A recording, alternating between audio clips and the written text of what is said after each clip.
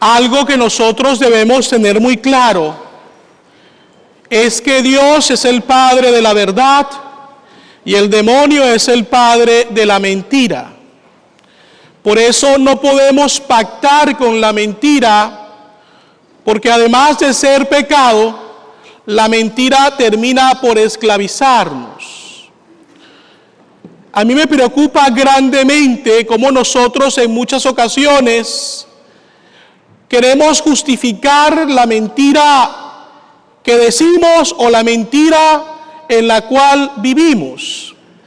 Y eso demuestra que no existe en realidad en nosotros un verdadero espíritu de conversión, de arrepentimiento. Me pasa con frecuencia que recibo un penitente en el confesionario y este dice: padre, he dicho una mentira, pero inmediatamente dice: lo hice por esto. Queridos hermanos y hermanas, la mentira es pecado, no le agrada a Dios porque nos aleja de la verdad y de cumplir la voluntad del Padre que está en el cielo. Esto lo comento porque hemos escuchado en la primera lectura el pasaje del Génesis. Y fíjense ustedes, la serpiente se acerca a Eva a base de mentiras para entonces tentarla. Primer error de Eva, que puede ser también nuestro error: dialogar con la tentación, tratar de ser afable, amigable con el tentador o la tentación. Eso no lo podemos hacer, porque el tentador quiere causarnos un mal, no un bien. Por lo tanto, en esas condiciones no podemos ser amigables ni con la tentación ni con el tentador.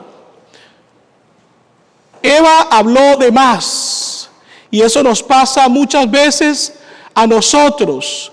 Queremos razonar, queremos dialogar con la tentación y por eso terminamos cayendo en ella, en el pecado. Porque no es solo con nuestras propias fuerzas que vencemos la tentación, sino también por medio de la gracia que Dios nos concede cuando buscamos refugiarnos en Él. Así que primer consejo, queridos hermanos y hermanas, en la vida espiritual, cuando nos sintamos sentados, no nos quedemos a afrontar la tentación, busquemos refugio en el Señor, alejémonos de ella. Ahora bien, Dios había puesto a Adán y Eva en el jardín del Edén, los había hecho señores de lo creado,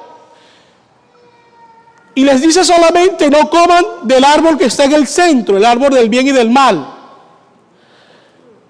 Y la serpiente le pregunta a Eva: ¿es verdad que Dios les ha prohibido de comer de los árboles del jardín? Primera mentira. Eva le responde y le dice, dialoga: no, solamente nos ha dicho que no comamos del árbol que está en el centro, porque si comemos de él moriremos. Y aquí viene la segunda mentira de la serpiente, solo que esta mentira es mitad mentira y mitad verdad.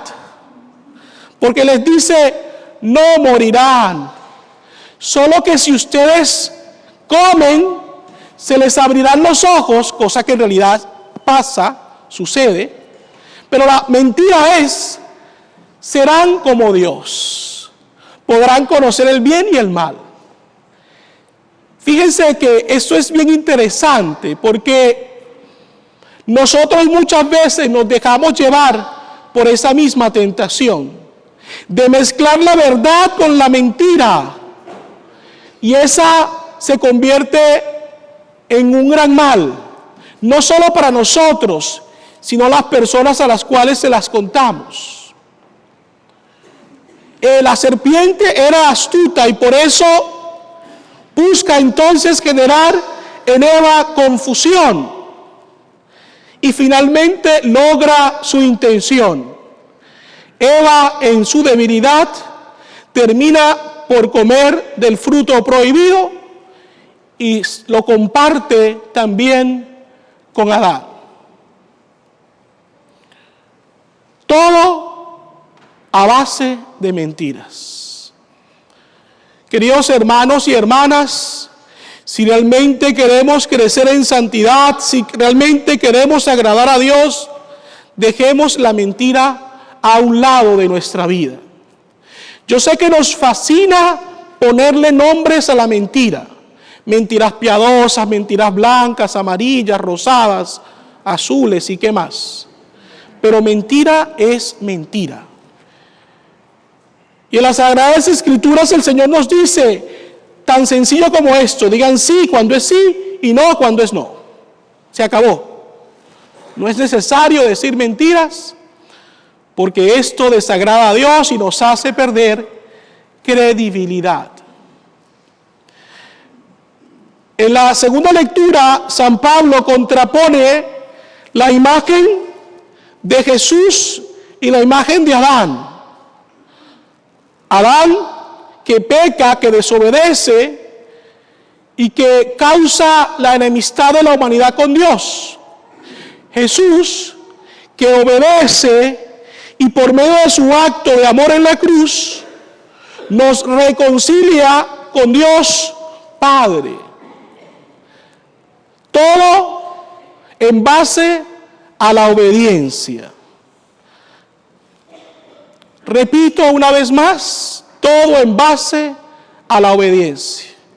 El mal que se creó fue en base a la desobediencia, pero el bien que se creó por Jesús fue en base a la obediencia. El mensaje entonces es claro. Nosotros debemos ser buenos para obedecer. Debemos aprender a obedecer. Nos cuesta muchísimo, queridos hermanos y hermanas, aprenderlo, porque en ocasiones la soberbia nos lleva a pensar que se nos están limitando nuestras capacidades de elegir. Pensamos entonces que estamos siendo forzados y por eso la palabra obediencia no nos gusta. Pero en realidad, queridos hermanos y hermanas, cuando nosotros obedecemos, crecemos en humildad y nos evitamos muchos dolores de cabeza a lo largo de nuestra vida.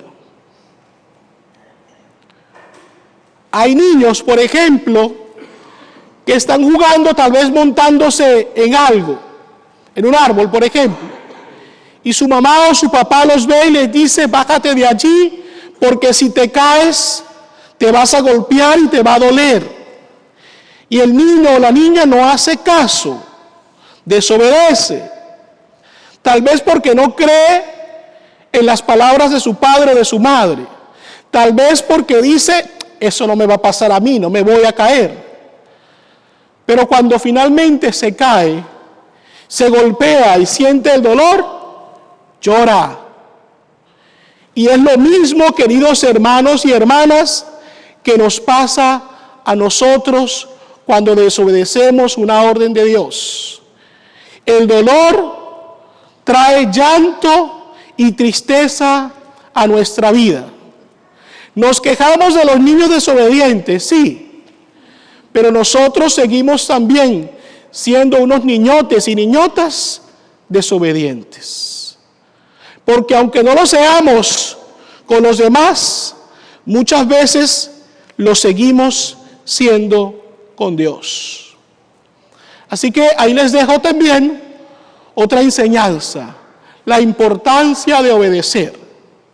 Sobre todo cuando lo que me piden es moralmente aceptable, en humildad debo obedecer.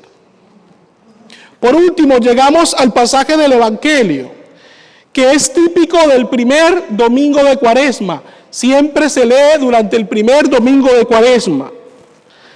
Este pasaje nos presenta a Jesús, que es llevado por el Espíritu al desierto. Voy a repetir esto porque eso es clave. El Espíritu Santo lleva a Jesús al desierto.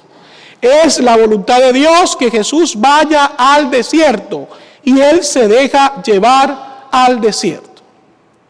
Segundo, el desierto en sí es un lugar de muerte, pero es también un lugar propicio para el encuentro con Dios. Es un lugar de muerte porque sabemos bien las temperaturas extremas que se dan en el desierto, calor de día, sol inclemente, frío en las noches, falta de agua, de vegetación. Esto nos hace pensar en adversidad, dolor y muerte. Pero también el desierto es un lugar propicio para encontrarse con Dios, porque hay mucho silencio. El ruido nos impide encontrarnos con Dios, y en el desierto el silencio nos ayuda. Por lo tanto, queridos hermanos y hermanas, tenemos que aprender a valorar lo que el desierto nos brinda. Cuando digo esto me refiero a que en la vida espiritual se dice que pasamos por momentos de consolación espiritual y momentos de desolación espiritual. Consolación, los momentos en los cuales me siento muy amado por Dios, que siento que Dios me bendice, que todo va bien. Momentos de desolación es el contrario. Los momentos en los cuales me siento abandonado por Dios, que siento que todo me sale mal, que me enfermo, que pierdo el trabajo. Pero el momento de desolación, que me produce tristeza generalmente, también es llamado momento de desierto espiritual. Pero si entendemos entonces que además de haber muerte en el desierto, es un lugar propicio para el encuentro con Dios, no tenemos que rechazar ir al desierto. Así como Jesús no rechazó ir al desierto. ¿Qué podemos hacer entonces si Dios nos lleva al desierto? Primero, recordar que Él va con nosotros. Y eso nos tiene que dar un gran sentido de paz, de confianza. Segundo, no nos olvidemos llevarnos una buena sombrilla, bastante agua, para transitar el desierto, pero no reneguemos de Él, porque tal vez en el desierto es donde Dios quiere purificarte. Yo no me olvido nunca de las palabras que me dijo un amigo que está preso a vida en una cárcel de Nebraska. Él me decía: padre, es triste, pero cuando yo estaba libre, no conocía a Dios. Pasé por esta desgracia, cometí un gran error, hoy estoy pagando por esto, pero paradójicamente en esta cárcel conocí a Dios. Lo que para mí parecía una desgracia que me llevaba a la muerte, terminó por ser algo que me trajo a la vida. Porque acá, en esta cárcel, he conocido al Señor. Y mi vida ha adquirido un nuevo sentido, un nuevo propósito. Así que no le rehuyamos al desierto por más difícil que sea. Y repito, no nos olvidemos que Jesús nos acompaña en nuestro desierto. Otra cosa importante es que Jesús va al desierto guiado por el Espíritu Santo, dice el texto, para ser tentado. Ese era el propósito, que Él fuera tentado allí. Y puede parecer ilógico porque por lo general también nosotros rechazamos las tentaciones y decimos que mal se siente uno cuando es tentado. Pero siempre tenemos que ver el lado bueno de la tentación, porque sí lo hay. Cuando yo soy tentado, reconozco que no soy todopoderoso, reconozco que no puedo vencer la tentación con mis solas fuerzas y por eso busco a Dios. Me doy cuenta que no soy Dios y eso nos hace crecer en humildad. Por lo tanto, al momento de nosotros buscar refugio en el Señor y con su ayuda y nuestra perseverancia vencemos la tentación, el gozo que sentimos es inmenso. Hay muchas personas que les gusta los deportes o actividades de alto riesgo. Hace años yo le comentaba, hace varios años atrás y varios kilos menos, yo me tiraba de una torre en un parque de atracciones en Kansas City con unos amigos. Y la sensación que tuve después de tirarme de allí fue una sensación de gran euforia, mucha adrenalina. Tristemente, nosotros buscamos la felicidad en nuestra vida, pero realmente no la encontramos porque vivimos solo de momentos de euforia, de adrenalina.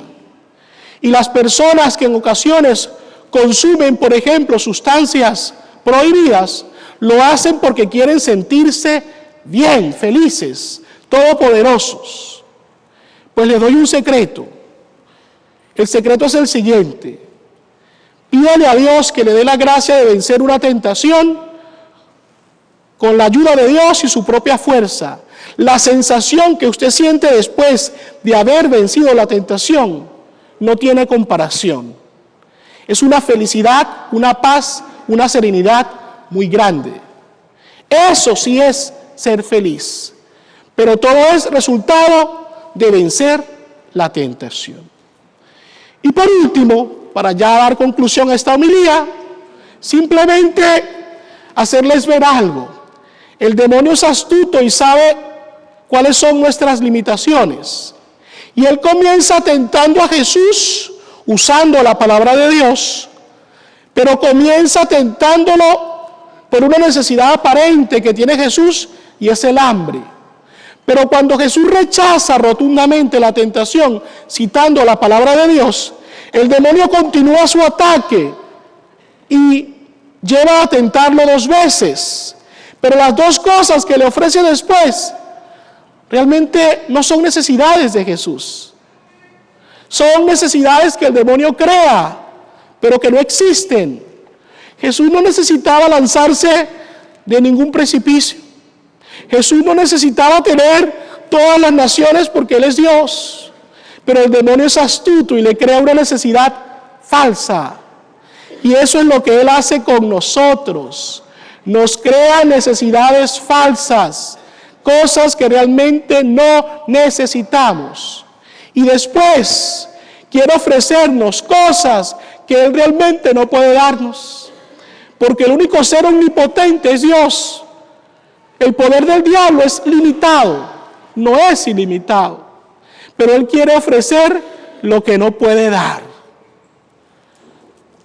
Queridos hermanos y hermanas, yo considero que muchas veces nosotros caemos en el pecado porque nos confiamos en nuestras capacidades, porque nos creemos muy inteligentes y astutos, pero al final somos ingenuos y nos dejamos engañar como un niño pequeño, al cual se le promete algo y el niño termina por creer sin hacerse muchos cuestionamientos. Así somos nosotros. Culmino esta homilía haciendo mención a algo que es un programa de televisión que frecuentemente veo.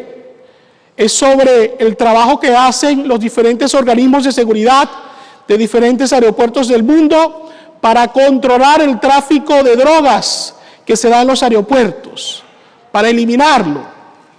Allí, cuando ellos detectan a un posible sospechoso, lo entrevistan, le preguntan, la persona siempre, generalmente, dice que no lleva nada. Cuando se les hace un chequeo a algunos de ellos, se le encuentra droga. ¿Cuál es la reacción de las personas? Primero decir, eso no es mío. Segundo decir, es que me obligaron. Pero después que pasan los días y este mismo programa va a la cárcel y entrevista a algunas de esas personas, estas terminan por reconocer que lo hicieron conscientemente y que lo hicieron porque se dejaron tentar por el dinero. Ahí abren los ojos. Ahí les pasa a ellos como les pasó a Adán y Eva, porque se dan cuenta de que perdieron algo tan valioso como lo era la libertad. Y algo que me tocó mucho el corazón en uno de estos últimos programas, un joven que decía, mis abuelos tienen 90 años, yo soy de otro país, no los voy a volver a ver, Mis padres también tienen edad avanzada, puede ser que no los vuelva a ver. Mis hijos están pequeños, cuando salga de acá ya estarán grandes. ¿Cuánto he perdido? Ahí es cuando abren los ojos.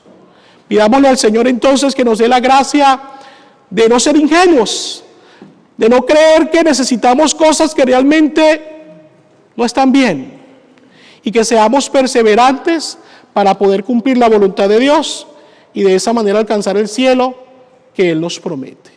Así sea.